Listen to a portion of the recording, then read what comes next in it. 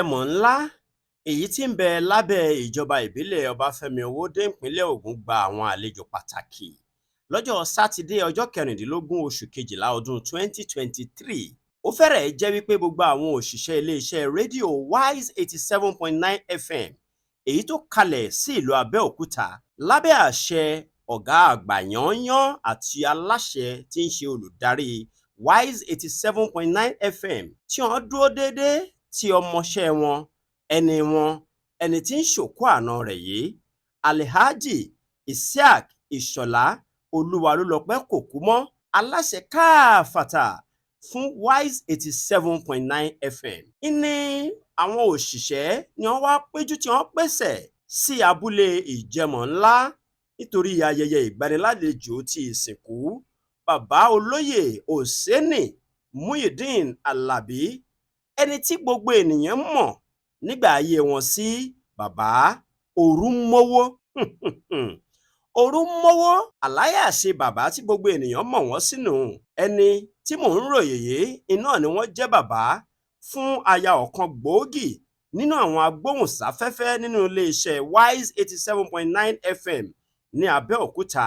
Mò ń sọ̀rọ̀ mo sì ń perí ẹni tá a mọ̀ sí Kàmísí Fàwáàsì Àtàndá ọmọ bàbá olóyè Àlàbí tí ọ̀pọ̀lọpọ̀ ènìyàn tún mọ̀ sí ELEMOKA.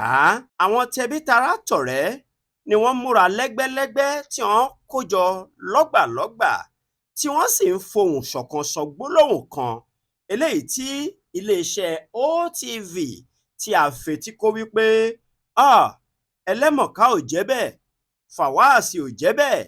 Èyí lohun tí ó mú dá wa lójú gbangba wípé ọmọlúàbí ènìyàn ẹni tó ní ìwà tútù tó sì jẹ́ aláǹfààní lára ènìyàn gbáà ní ọmọkùnrin tí bàbá ìyàwó rẹ̀ papòdà yìí.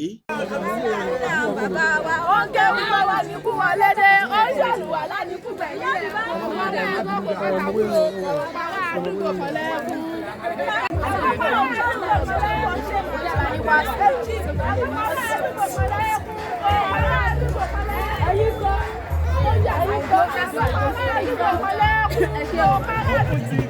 ELEMOKA.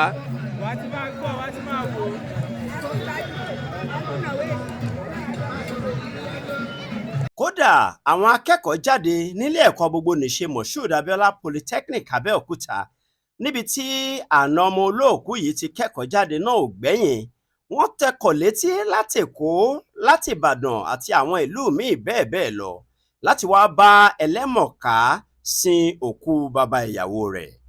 Yorùbá bọ̀ wọ́n ní aṣòro sin bí òkú àná, ṣùgbọ́n tìlù tìfọn tẹ̀rín tọ̀yàyà pẹ̀lú ìnáwó àti ìnára ní àwọn èèyàn ni wọ́n fi ń bá Kàmísí Fàwáàsì Àtàndá lọ sí abúlé Ìjẹ̀mọ̀ ńlá nípínlẹ̀ Ògùn láti lọ sin òkú àná rẹ̀. Open Television ló jẹ́ kó kọ́kọ́ yé yín wípé ẹgbẹ́ amúlùdùn one tí wọ́n wá láti ilẹ̀ orílẹ̀-èdè olómìnira Benin pẹ̀lú DJ Fishy ti iléeṣẹ́ Wise FM Abẹ́òkúta ni wọ́n dá àwọn ènìyàn lárayá níbi òkú bàbá ìyàwó ELEMOKA.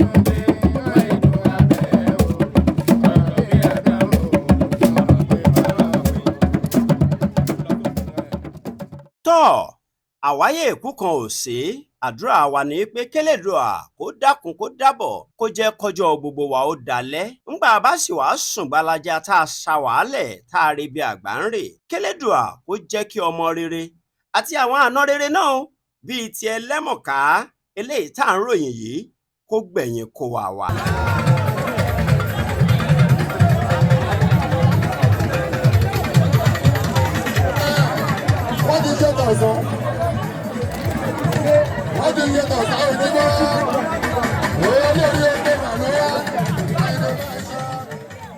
ǹjẹ́ ló kọ gbogbo òṣìṣẹ́ OTV ńlẹ̀mí olúfẹ́mi ọ̀rúnṣọlá ń kí ẹni tíátíá gangan ẹlẹ́mọ̀ká pẹ̀lú bàbá wa bàbá olóyè Lateef Alabi tí wọ́n jẹ́ ọ̀dọ̀fin oníṣègùn gbogbo ẹ̀mẹ̀rẹ̀ ńlẹ̀ tẹ̀gbá àti ìyàwó wọn ìyá wa náà máàmí àpèkẹ́ wípé ẹ máa kú ìnáwó ẹ kú fọmọ ènìyàn ṣe ọjọ́ àdálẹ́ lágbára ọlọ́run ọba ìdùmarè. ó dìgbà o bàbá Fátímọ́tù, bàbá Azizatu, bàbá Azizi, bàbá Kabiratu, bàbá Kabiru, bàbá Kafilat, aya wa Kadijat ọmọ bàbá olóyè Oseni Muyideen Alabi. ó kú oríire o ti ìsìnkú àti bó ti gbẹ̀yìn bàbá rẹ̀. ọmọ rere báyìí náà ni ó gbẹ̀yìn gbogbo wa.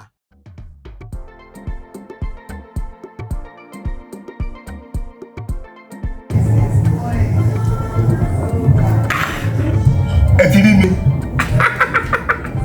èmi náà ti rí yín. ohun tí mo fẹ́ sọ fún yín ni pé ẹ lọ subscribe sórí OTV. kí ni mo pè OTV? gbogbo eré ọ̀rọ̀ ìsítí lóríṣiríṣi lẹ́ ó máa rí nínú OTV. kí ni mo ti pè OTV.